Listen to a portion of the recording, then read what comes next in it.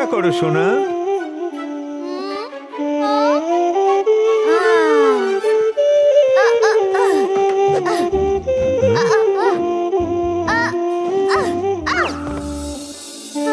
চেষ্টা করো।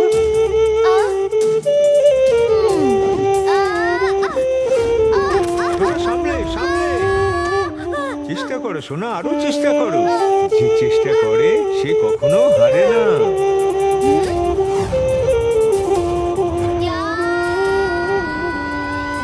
শাবাশ। এই না হলে আমার ছেলে, দেখলে যে চেষ্টা করে সে হেরে যায় না।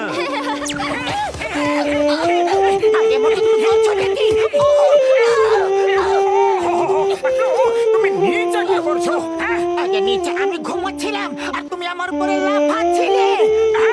আরে আরে আমি স্বপ্ন দেখছিলাম। Sorry, very sorry. আরে স্বপ্ন দেখার হলে নিজের বিছানায় গিয়ে দেখো। তুমি আমার উপর কেন লাফাচ্ছ? সরি পাতলু।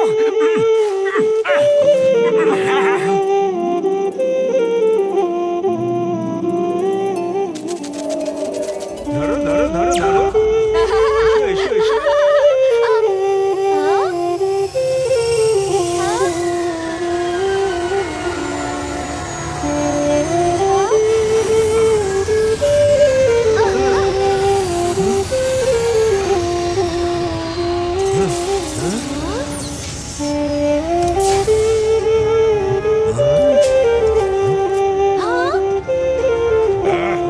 চলো আমাদের সাথে।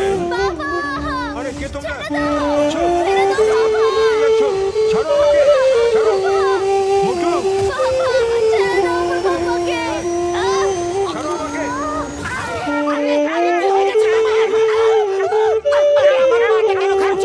তোমার হয়েছে কি? খেতে পেলে খাবার খাও, মা কেন খাচ্ছ? Sorry sorry Patlu, very sorry.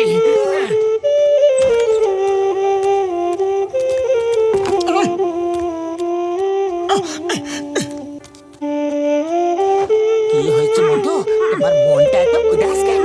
জানি না পাতলু, আজকাল রোজ আমার বাবা আমার স্বপ্নে আসেন। উনি আমার স্বপ্নে ডাকেন, তারপর কিছু এলিয়েন্স ওনাকে ধরে নিয়ে চলে যায়।